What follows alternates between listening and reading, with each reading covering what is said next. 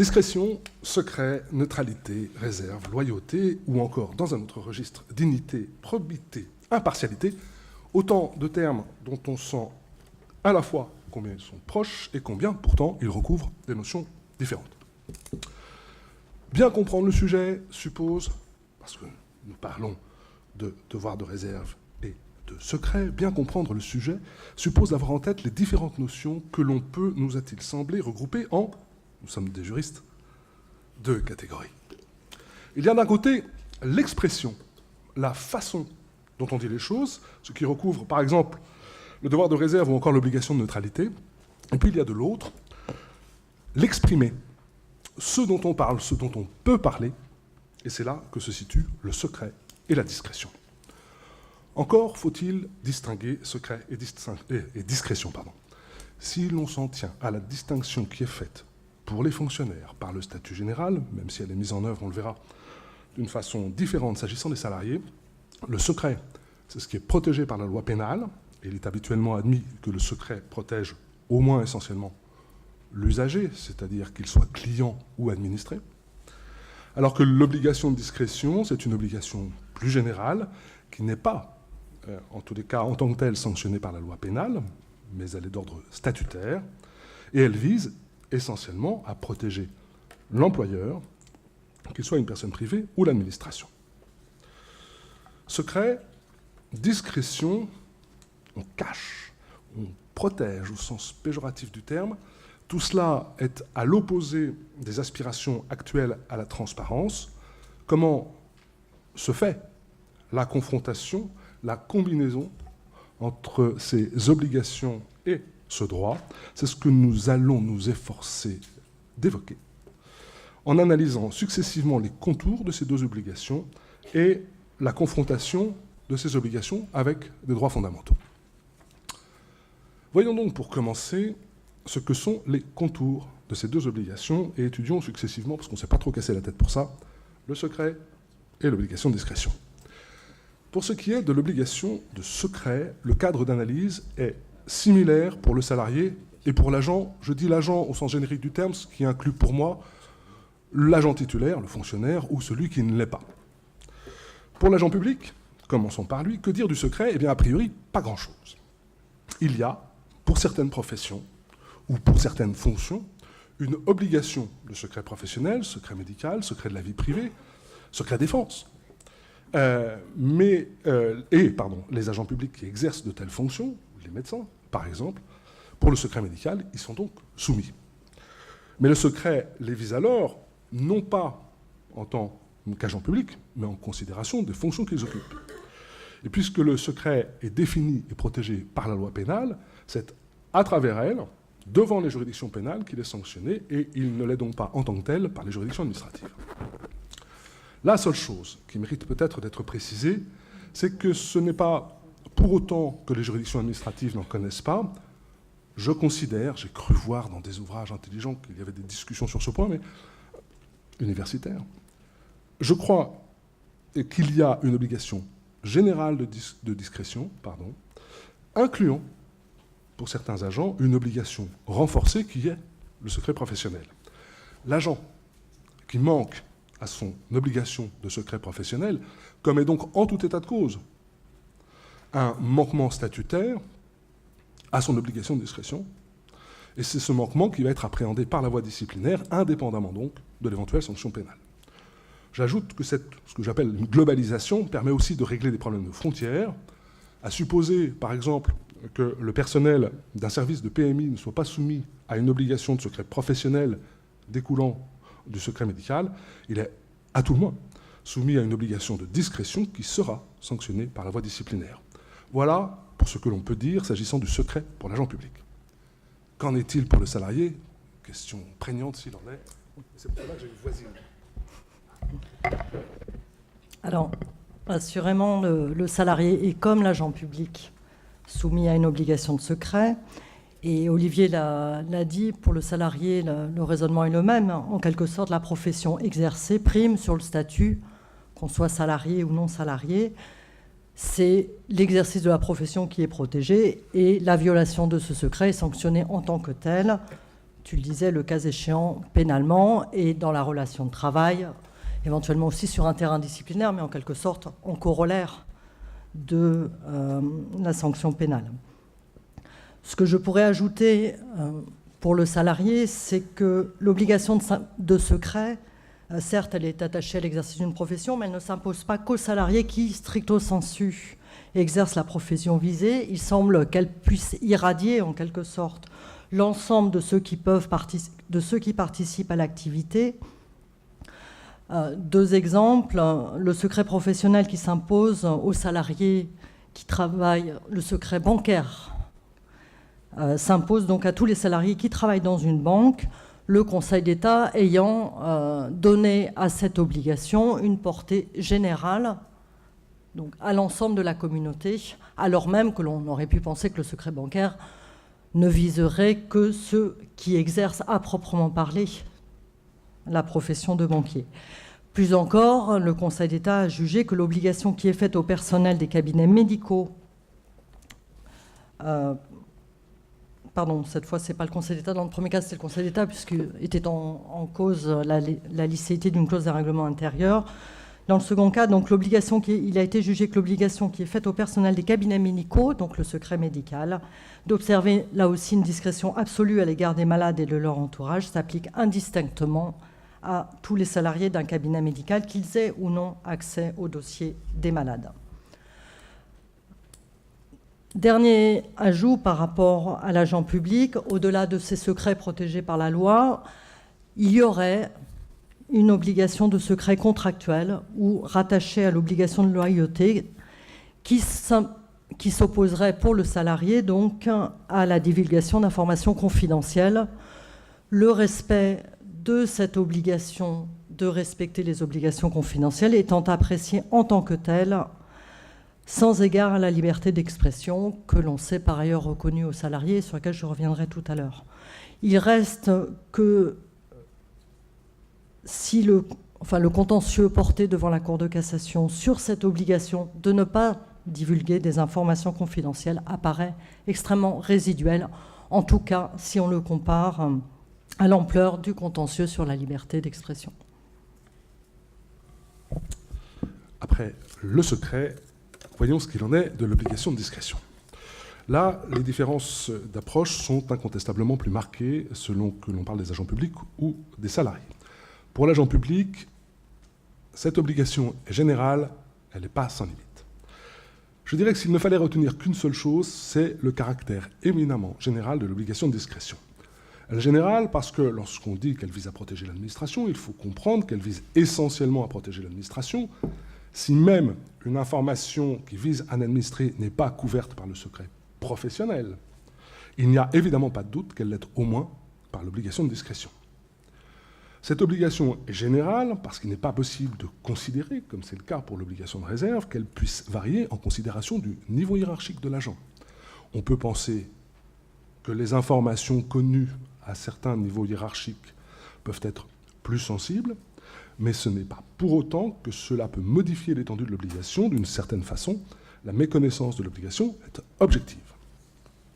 Elle est générale parce qu'il n'est pas non plus possible de considérer que la nature de l'obligation varie en fonction des conséquences de la divulgation.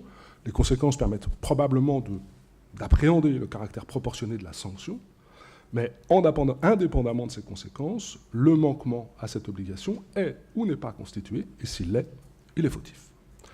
Pour vous dire à quel point cette obligation est générale, je vais finir par cet exemple sur ce point, il a pu être jugé qu'un ministre avait pu fixer les règles devant être respectées par les agents dans leur relation avec les médias et qu'il lui avait été possible, dans ce cadre, de soumettre les réponses à une procédure de contrôle et de coordination préalable.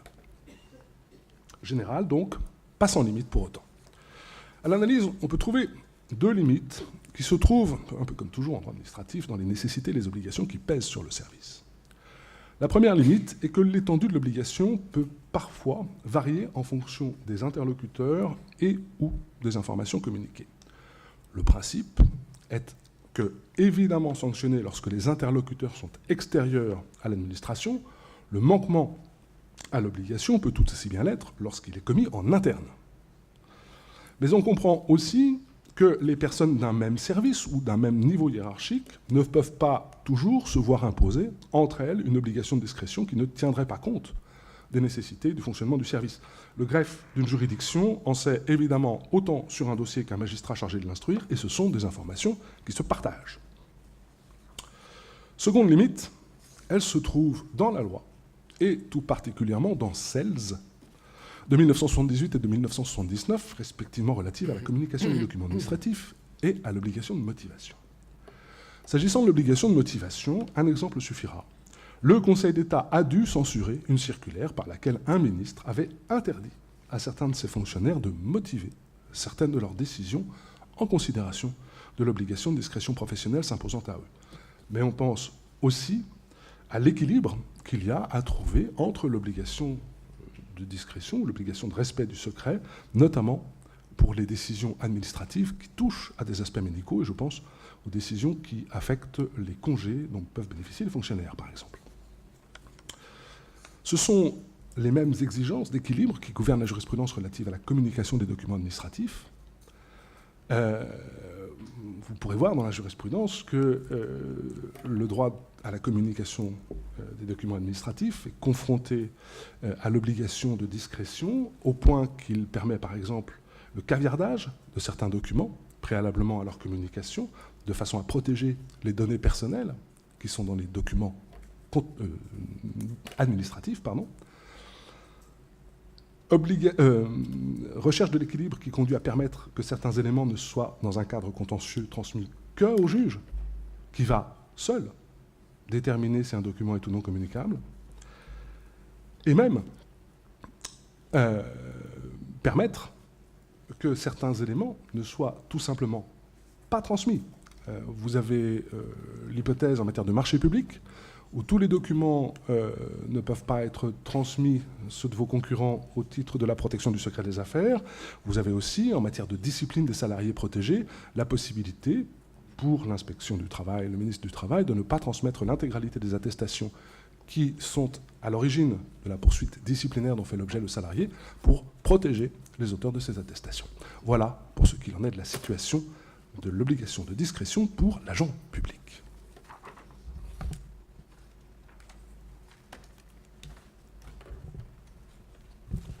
La question d'une obligation de discrétion qui pèserait cette fois sur le salarié est plus délicate, puisque ni dans les textes, ni dans la jurisprudence, il n'apparaît que le salarié soit soumis en tant que tel à une obligation de discrétion. Alors je peux m'arrêter là, ou je peux chercher dans quelle mesure on peut déceler une obligation de discrétion, et il me semble qu'on peut la déceler comme étant en quelque sorte le décalque négatif, l'envers de la liberté d'expression. En effet, les propos tenus par un salarié ne peuvent constituer un manquement que s'ils caractérisent, on le sait, un abus par l'intéressé de sa liberté d'expression, la Cour de cassation excluant donc toute obligation de discrétion qui serait en tant que telle opposable au salarié. Et c'est ce qu'en témoigne un arrêt récent du 22 mars 2017, où une cour d'appel avait, pour déclarer justifier un licenciement pour faute grave, avait considéré que les termes du courrier qu'avait adressé le salarié à l'employeur outrepassaient largement, disait-elle, la liberté d'expression de l'intéressé, tenue à une obligation de discrétion, disait la cour d'appel. De par ses fonctions, il se trouve que le salarié occupait des fonctions assez hautes dans la hiérarchie de son entreprise. L'arrêt est cassé, la Cour de cassation reprochant au juge du fond d'avoir ainsi statué sans caractériser l'existence par l'emploi de termes injurieux, diffamatoires ou excessifs d'un abus dans la liberté d'expression. En d'autres termes, il n'y a pas d'obligation de discrétion pesant sur le salarié, il n'y a qu'une obligation de discrétion en tant qu'elle ressort des limites posées à l'abus dans la liberté d'expression. Alors, quelques mots sur cette jurisprudence sur l'abus de la liberté d'expression. Je rappellerai très brièvement que c'est très connu depuis la jurisprudence Claveau. On sait que le salarié jouit en principe dans l'entreprise comme hors de l'entreprise d'une liberté d'expression dont les seules limites doivent être justifiées par la nature de la tâche à accomplir et proportionnées au but recherché. Dans le cadre de cette jurisprudence, la distinction qu'évoquait Olivier Coudray dans l'introduction par rapport à l'agent public entre l'exprimer, la teneur des propos et la manière dont on les exprime, elle n'a pas réellement d'expression en droit privé, puisque quand on analyse la jurisprudence sur la liberté d'expression, plus précisément sur l'abus par le salarié de sa liberté d'expression, il n'y a pas, à proprement parler, de distinction entre ces deux registres, la teneur des propos d'une part et la manière dont le salarié les exprime d'autre part. Cependant, si donc j'essaye de concentrer l'analyse sur la teneur des propos, l'abus n'est caractérisé, vous le savez sans doute, que si les juges du fond établissent que les propos sont injurieux, diffamatoires ou excessifs, étant précisé que la Cour de cassation contrôle la qualification de l'abus, y compris lorsque le licenciement est prononcé non pas pour faute grave, mais pour une simple faute sérieuse, alors que vous le savez peut-être, normalement, s'agissant de la simple faute sérieuse, la Cour de cassation ne contrôle pas. S'agissant des notions d'injure et diffamation, elles sont circonscrites à la fois par les textes, puisque ce sont des notions pénales, et par la jurisprudence, donc en particulier la chambre criminelle. Évidemment, pour nous, en droit du travail, la difficulté se concentre sur le troisième terme de l'abus, l'excès. En d'autres termes, est abusif, un propos excessif, c'est à la limite de la tautologie. Alors, rapidement, la jurisprudence enseigne toutefois que la caractérisation obéit à une grille d'analyse dont on peut tenter de retracer les grands traits en quelques mots. Ce qui ressort de la jurisprudence, c'est que l'analyse doit être circonstanciée. Il n'y a pas de propos objectivement abusifs, il n'y a pas d'atteinte, d'abus à la liberté d'expression objective. C'est au regard non seulement de la teneur des propos, mais également du contexte dans lequel ils ont été tenus, ou encore de leur caractère répété, ou encore des circonstances, notamment d'inquiétude légitime du salarié sur la pérennité de l'entreprise ou d'un état d'énervement, que le juge du fond doit au cas par cas examiner si le salarié a excédé ou pas sa liberté d'expression. Plus récemment, en droit du travail, en tout cas, la question du secret et de la discrétion a été confrontée aux droits fondamentaux, ce qui, somme toute, ne surprend pas puisqu'on connaît ce mouvement de fondamentalisation du droit que connaît notamment le droit du travail. Mais on va le voir en quelques minutes, encore, si l'analyse est relativement fructueuse pour le salarié, elle est beaucoup moins opérante pour l'agent public. Sans surprise, c'est tout d'abord évidemment la liberté d'expression de l'article 10 de la Convention européenne de sauvegarde des droits de l'homme que les obligations de secret et de discrétion peuvent tout d'abord être confrontées. Et s'agissant du salarié, à cet égard, on peut souligner que, en quelque sorte, à la liberté d'expression en mode mineur que je viens d'évoquer et qui borne l'obligation de discrétion et qui est sanctionnée, dont l'atteinte est sanctionnée sur le terrain du droit commun, c'est le licenciement sans cause réelle et sérieuse s'il s'agit d'un licenciement, s'oppose donc la liberté d'expression en quelque sorte en mode majeur sur le terrain de l'article 10 de la CEDH et dont l'atteinte est sanctionnée cette fois sur le terrain de la nullité, ce qui est le signe de l'atteinte en droit du travail à un droit fondamental. Et c'est dans ce cadre que s'inscrit le droit d'alerte du salarié qui garantit une immunité en quelque sorte à celui-ci lorsqu'il dénonce des agissements délictueux. Ce droit, entre guillemets, d'alerte a été affirmé par la Cour de cassation dans un arrêt du 30 juin 2016 au visa de l'article 10. Et on sait que désormais, il a été consacré par le législateur à l'article L11-3233 du Code du travail, issu de la loi du 6 décembre 2013. Pour l'agent public, la confrontation entre l'obligation de discrétion et le secret, d'une part, et la liberté d'expression, jusqu'au droit d'alerte, se résume, je crois, à la formule suivante exprimée par le Conseil d'État: faites-moi confiance. Faites-moi confiance, c'est que le Conseil d'État retient que le principe est que l'obligation de discrétion professionnelle ne porte pas, par principe, une atteinte excessive à la liberté d'expression ou à son droit d'alerte, notamment parce que les dispositions du Code de procédure pénale obligent un fonctionnaire, lorsqu'il a connaissance dans ses fonctions d'un crime ou d'un délit, d'en aviser le procureur de la République. Moyennant quoi, si dans un tel cadre, une autorité hiérarchique venait à sanctionner un fonctionnaire au titre de son manquement à l'obligation de discrétion professionnelle, une telle sanction serait soumise au contrôle du juge de l'excès de pouvoir, et c'est comme ça qu'il faut comprendre la motivation du Conseil d'État. Celui-ci se ferait fort, bien entendu, de garantir la conciliation entre, d'une part, la sauvegarde de l'ordre public et les exigences du service public, et, d'autre part, le respect de la liberté d'expression et de communication. Bref, c'est devant le juge que l'on appréciera si le manquement était ou non justifié. C'est en second lieu au droit au procès équitable que peut être confrontée la question du secret en particulier. On sait, s'agissant des salariés, que la jurisprudence a admis que la production par le salarié en justice de documents appartenant à l'entreprise, y compris des documents couverts par le secret, est admise, donc a été admise par la jurisprudence, mais à la condition que cette production soit justifiée pour l'exercice des droits de la défense, ou dans un énoncé plus restrictif, que les documents aient été strictement nécessaires à l'exercice des droits de la défense. La question qui se pose, c'est l'influence de la reconnaissance récente d'un droit du salarié à la preuve sur cette jurisprudence. On sait en effet que la jurisprudence européenne a progressivement consacré donc ce qu'elle appelle un droit à la preuve, tiré de l'égalité des armes, qui elle-même est tirée du droit au procès équitable. Droit à la preuve qui, jusqu'alors, n'a été confronté dans la jurisprudence nationale qu'au droit au respect de la vie privée, en d'autres termes au secret de la vie privée. Et s'agissant de la chambre sociale, celle-ci a, dans un arrêt récent, considéré que l'employeur ne pouvait pas opposer aux salariés, en l'occurrence c'est un représentant du personnel, le secret de la vie privée des salariés face à la production de bulletins de paie.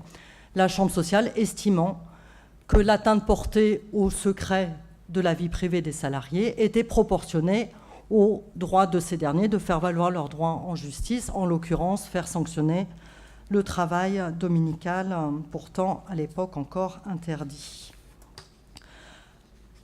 Alors, la question qu'on peut se poser, c'est de savoir si cette jurisprudence pourrait connaître des développements au-delà du respect de la vie privée, par exemple face au secret des affaires, qui est fréquemment opposé par les employeurs lorsque les salariés agissent en justice.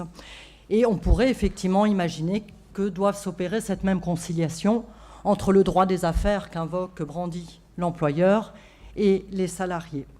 Il reste que la plus grande prudence s'impose pour deux raisons. D'une part,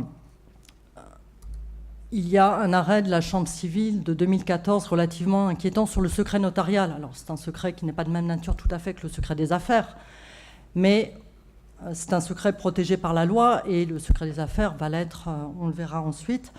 Donc cet arrêt de la Chambre civile a écarté le droit à la preuve découlant de l'article 6 en nous disant, dans une formule extrêmement radicale, que ce droit à la preuve ne peut faire échec à l'intangibilité du secret professionnel du notaire. En d'autres termes, ici, le droit à la preuve s'efface. Or, s'agissant du secret des affaires, la directive récemment adoptée en avril 2016 sur le secret des affaires, qui devra donc être transposée, en fera sans doute un secret, là encore, protégé par la loi.